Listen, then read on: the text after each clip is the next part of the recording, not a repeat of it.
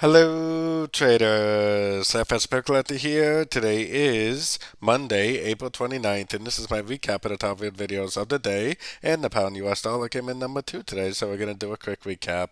If you'd like to see my full down analysis on the pound dollar, make sure you check out the video from this morning, linked at the end of this video over here.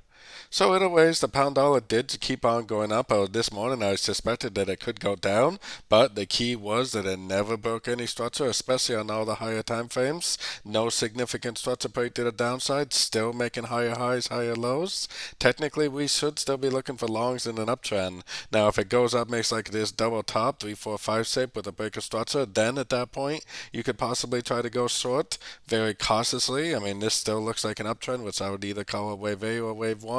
I still think it needs to make a correction, either a wave B or wave 2.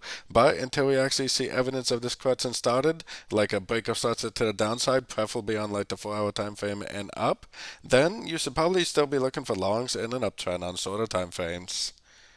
So don't forget to join my free Discord channel, link down here in the corner, and don't forget to check out my membership program that gives you access to all my daily live trading sessions, and it also gives you access to all my swing trade setups that I share with the members by signing up at my website, fxpipcollector.com. As always, thank you and happy trading.